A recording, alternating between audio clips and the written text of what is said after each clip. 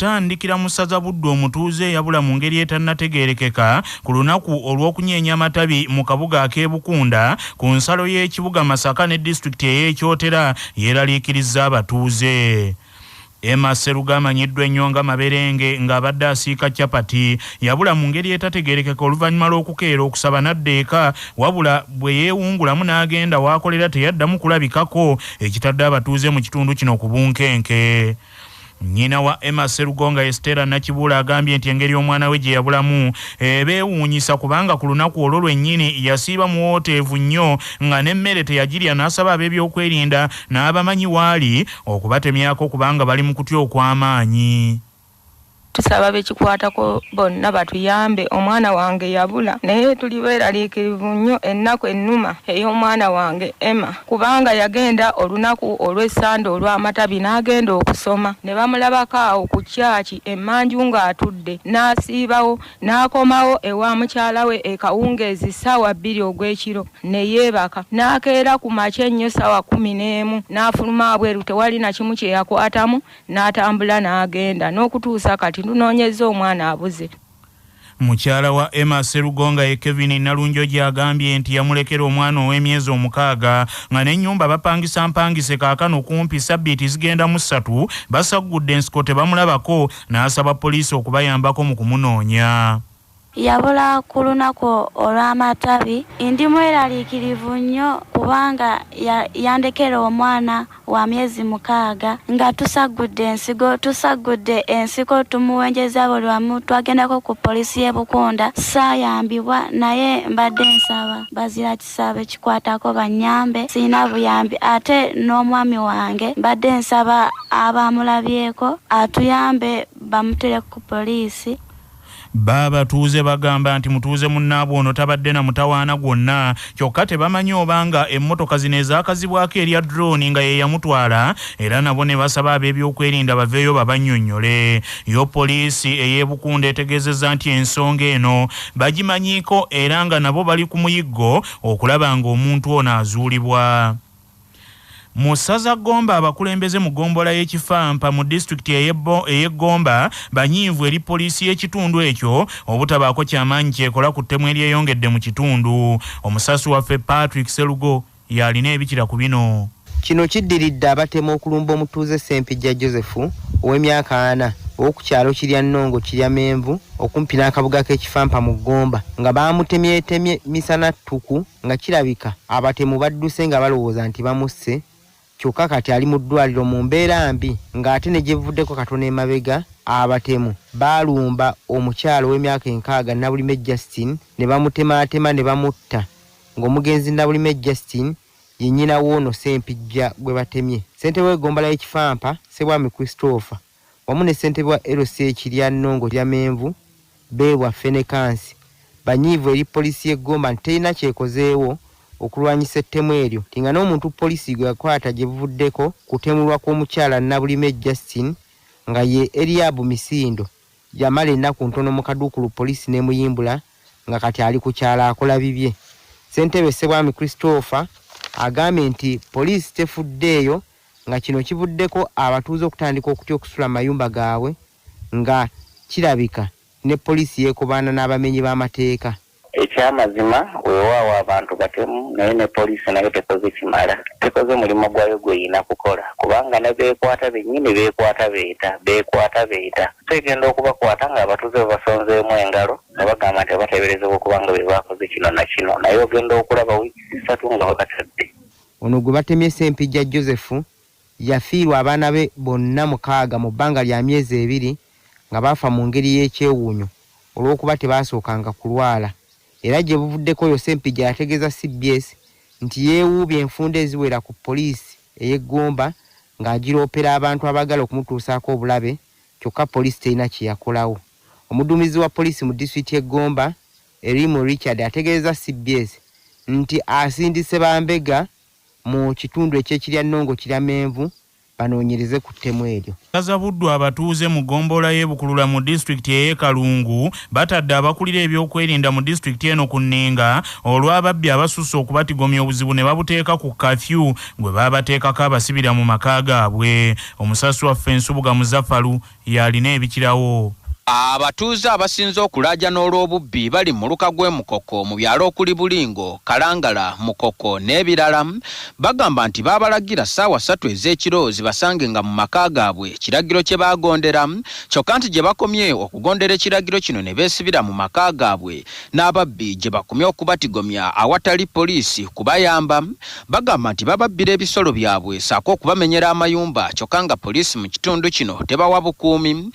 Sempala Kasimu omu ku basentebe b'ebyalo mu kitundu kino asinzidde wano n'awanjagira gavumenti waakiri essaawa za kafyu ezongereyo okutuuka ku ssaawa 6 ogw'ekiro. Nate kafyu naye ayina kyayongedde mu bakyala kimpadde. Omuntu bwakumanya nti webase essaawa emu, ssaawa 2 oyingidde ennyumba, ababbi beeyambisa omukisa okujja okusimula ebisolo by'abantu ne babitwala. So kati tubadde tusaba nti kati nga kyalo Bulingo, ffe Bulingo tulina security amala. Kuba abasirikale abalizabu mwebali ba crime preventer mwebali, omuntu yenna bwabanga mumenyi w'amateeka fe tumukwata ne tumuteeka ku poliisi. Tusaba kafyu eno ekyusibwemuko mu budde, wakiri omuntu bamusipika ne ssaawa 6-7 oyo yaba omumenyi w'amateeka, n'omuntu w'essaawa 3 ssaawa 4 kiba kizibu nnyo okubeera nga tomuggaza ennyumba ssaawa 3. Wabula akulira ebyokwerinda mu disitulikiti y'e Kalungu Pastor Caleb Tukayikiriza mu kwogerako ne rediyo y'obujjajja Kavumbeeza Mikutu ategeezezza nti ebyokwongezaayo essaawa za kafyu tebagenda kubikkiriza.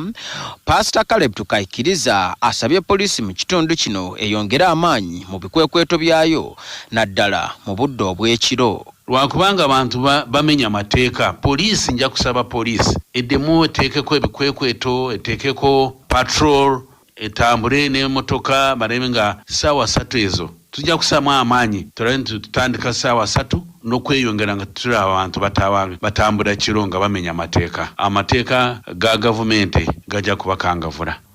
Ate musaza Kabula ab'ekitongole eky'ebyokwerinda mu disitulikiti y'Eryantonde bakoze ebikwekweto mwe bakwatidde ababbi b'ebisolo 3 abagambibwa okusuza abantu ku Tebuukye nga bababbira ebisolo byabwe omuli ente, embuzi, embizzi n'endiga wamu n'ebirala. Abakwate kuliko Mulindwa Ttendo ne Nowagira Rogers saako Gumiikiriza Kosimanga bano batuuze mu disitulikiti y'e Lwengo era bakwatiddwa mu gombola ya Lyantonde Lulo. Omuduumizi wa poliisi mu disitulikiti y'Eryantonde Moses Odochi agambye nti abakwate bano bagenda kubayambako okwongera okuzuula abalala ababadde batigomya bannalyantonde nga bababbira ebisolo byabwe.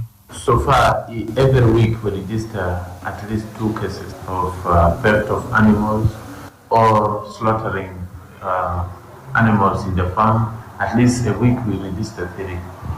And what we have from our finding and mapping is that when these habitual criminals are out of prison, the theft of animals increases. Okuddayo mu ssaza Buddu nnyini ntebe wa gombola y'e Butenga mu disitulikiti y'e Bukomansimbi Joseph Magezi asazeewo addukire mu minisitule evunaanyizibwa ku nsonga z'amazzi bamutaase ku ky'amazzi agataabunyisibwa mu kitundu kye. Omusasi waffe Mubaraka Sebuufu Junior yalina ebikirawo. Kino kiddiridde gavumenti okuwa ab'e Butenga amazzi amayonjo aga ttaapu, kyokka amazzi ago ne gakoma mu bubuga Bubale. Olwo abantu mu bitundu ebyetoolodde obutawuni bw'e Butenga bo ne basigala nga amazzi ago bawulira mawulire. Ssentebe oyo Magezi Joseph anaatera okuwummula emirimu gy'eggombolola ategeezezza nti mu kutandika n'okupima amazzi ago baateekateeka ng'abantu 200 be balina okufuna amazzi ago amayonjo, kyokka ku budde buno abantu 50,000 bokka be balina amazzi ng'ate obwetaavu bukyaliwo. Ono kati kwe kusalawo okuwandiikira abakulu waakiri baddemu batuukirize endagaano abantu bonna bafune amazzi. Nawandiikira ministry tusobole okufuna amazzi egombolola yonna ne nteekamu ebitundu nga Kyakatebe, nga Buwenda, Kawoko Kikaawa, ne ngenda Kabiji Kyakamunya, Meru, Mbale, ne ngenda Kasebwera Kiryamenvu, ne nteekamu bw'obwalo bwonna bwe Kasebwera, Kakukulu, Lukuuku, Kasebwera yennyini, Kikondeere, bonna ebyo ebyalo nabiteekamu ne mpandikira ministry era program bagirimu nze mu Gwokutaano bwe nva mu kulembeze ngenda kuleka mbikwasizza abakulembeze abapya. Singa endagaano eyakolebwa etuukirizibwa olwo abatuuze b'e Butenga bakukuba bulatti ku ky'amazzi amayonjo kuba gaba gagenda kutuuka mu buli kasonda. Kula CBS FM ey'obujjajja Nantasingwa mu Baraka Sebufu Junior ndi Bukoma Nsimbi. Ate mu ssaza Kyaddondo akatale ak'omubuulo kagguddwawo mu katale ka Usaafi mu Kampala. Omusasi waffe Sharifu Lukenge yalina ebikirawo. Olunaku olwalera abakulembeze abajja ab'akatale kano aka Usaafi mu kibuga ky'eggwanga ekikulu Kampala basazeewo okutongoza enkola y'akatale k'omubuulo olw'ensonga nti obumu ku butale obubadde bwafa wano mu kibuga ky'eggwanga ekikulu Kampala ekatale kano aka Usaafi nga ne gye buvuddeko abasuubuzi abawerako babadde badduka akatale kano abagamba nti tebafunamu nsimbi abasuubula ebintu gamba nga amatooke n'emmere endala efunda abo babadde badduka dda mu katale kano nga bagamba nti emmere yaabwe evundira mu katale kano aka Usaafi kwe kusalawo olwaleero mu ngeri gavumenti oba ekitongole ekiddukanya ekibuga Kampala gye kizze kirondamu abakulembeze ab'obutale abajja mu Kampala abakulembeze ba Usaafi basazeewo okutongoza olunaku olwaleero akatale ak'omubuulo era abantu bavudde mu butale obutali bumu nga baleeta emmaali yaabwe wano okugitunda ate ku bwereere wabula wadde nga katale ka mubuulo naye n'okutuusa kaakano tekannajjumbirwa nnyo ku lwa 88 akatonyeze 8 ey'obujjajja Lwasa Mayinja nze Lukenge Sharifu wano mu katale aka Usaafi mu Kampala. Okuddayo mu ssaza Buddu abamu ku bannyini ntebe b'ebyalo mu disitulikiti ey'Ekyotera bennyamivu olwa gavumenti okuggula emisango ku mubaka waabwe omulonde mu NDP Lukwago John Paulo Mpalanyi. Omusasi waffe Sozi Sekimpi Lwazi yalina ebikirawo. Kooti eyatudde olunaku lw'eggulo mu kibuga Kaliisizo ey'omulamuzi w'eddala erisooka nga yabadde ekubirizibwa omulamuzi George Mfitininda yasomedde Lukwago John Paulo emisango omwabadde egy'okkuba enkuŋŋaana ezaali zimenya amateeka mu biseera yakoyaka kuyege ow'okunoonya obululu ng'ekyono kye tutandudde bassentebe ab'amagombolola agawerako mu ssaza lino ery'Ekyotera okutuula bukubiri okwogerako ebyo byabaddewo era nga bonna kumpi balaze obutali mativu olw'emisango ejjagguddwa ku muntu waabwe. Bassentebe bano nga bakulembeddwamu Kizito Joseph nga ye ssentebe w'ekyalo eky'e Kalongo mu ggombolola ya Kaliisolo agambye nti emisango egyateekeddwa ku muntu waabwe gigenderera kumujja ku mulamwa so nga ate bo baamulonda nga bamwetaaga ng'era baagala abakiikirire awatali kakwakkulizo konna. Ye Lukwago John Paulo annyonnyodde ku ebyo byabadde mu kkooti n'agamba nti si mativu n'emisango egyamuteekeddwako kubanga abantu bangi kumpi mu ggwanga lyonna baakuba enkuŋŋaana ezaali zimenya amateeka ate okuddamu okuga nti Lukwago John Paulo ye yekka alina okugenda mu maaso n'okwesibwa ku misango gino. Anayitibwa kkooti y'omulamuzi w'e Kaliisizo naye oluvannyuma lw'okumanyisibwa nti waliyo fayiro ezisomebwa mu kkooti nga sibadde served kyeraze nti state yeninako ensonga banvunaana okuba enkuŋŋaana ensonga ze simanyi. Ekkooti eno ey'e Kaliisizo yategeezezza nti Lukwago John Paulo yamenya amateeka mangi bwe yakuba enkuŋŋaana nga tewaliiwo wadde akantu konna akalaga nti ayinza okutangira ekirwadde ekya COVID-19 nga yazikuba mu bitundu eby'e Kaliisizo Nabigasa n'olwa n'alukuba Ekyotera kyokka nga bagamba nti enteekateeka zino ez'okuba enkuŋŋaana zaali zawerebwa olw'okweziyiza ekirwadde ekya COVID-19. Kwa CBS FM nze Sose Kimpirwazi Kyotera. Ate mu ssaza Kabula abakulira ebyenjigiriza mu disitulikiti y'erya Ntonde balabudde abakulira amasomero obuteetantala kukkiriza bayizi mu bibiina gavumenti byetannaba kukkiriza kuddamu kusoma. Akola nga akulira ebyenjigiriza mu disitulikiti y'erya Ntonde Albert Bachenga okulabula kuno akukoze oluvannyuma lw'okusanga agamu ku masomero nga gagguddwawo ate nga n'agamu tegagoberera biragiro eby'okutangira lumiima mawuggwe COVID-19 ebyassibwawo gavumenti. Bachenga alayidde okukwata abakulu b'amasomero bavunaanibwe mu mbuga ez'amateeka.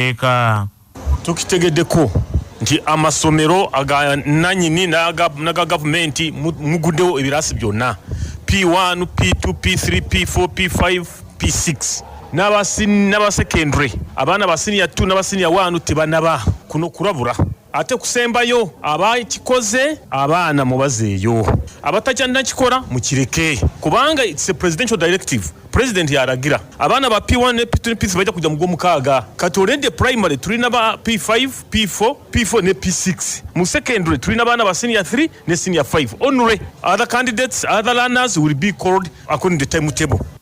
Omulambuzi w'amasomero mu disitulikiti y'Eryantonde Birungi Zulaika Nazziwa asabye abazadde bongere okugumiikiriza kubanga mu lutalo olw'okulwanyisa ekirwadde lumiima mawuggwe COVID-19 naddala mu baana b'amasomero temuliimu kusaaga. Musaza Buweekula omuwendo ogw'abaana abeeyongera okweyiwa ku nguudo mu kibuga ky'e Mubende gweraliikiriza abakulembeze ne banenya abazadde olw'okulagajjalira abaana baabwe. Meeya wa munisipali y'e Mubende Ssekiziivu Innocent ategeezezza nti buli olukya abaana beeyongera okweyiwa ku nguudo mu kibuga kino eky'e Mubende ekibatadde ku bunkenke. Agambye nti obuzibu businga kuva ku bazadde abatawa abaana baabwe budde olw'abaana ne balyoka beenyigira mu bintu ebitali bimu omuli n'okutunda ebyokulya mu kibuga kino. Bwe tubulwa obudde ku baana baffe kireeta abaana ku street. Omwana akeera ku makya n'atuuka okwebaka saa 6 nga talabye maama talabye taata. Mikwano gye egy'oku street nga bye mikwano gye. Kuba tufunye abaana bali ku street nga bataata ne bamaama gye bali. Naye nga taata ne maama ensobi gye yakola tebawadde baana abo budde. Omwana n'asalawo n'agamba kangende ku street ewali mikwano gyange ate taata bwadda ne maama babeera ku WhatsApp, babeera ku internet, babeera ku Facebook. Kati omwana nga yaawulira ayogera alina bali bwe boyita ababi. Abaana tubawo obudde abazadde mwenna abali wano omwana obudde okomewa waka akuyitire mu byayiseemu nawe omubuulire byoyiseemu abaana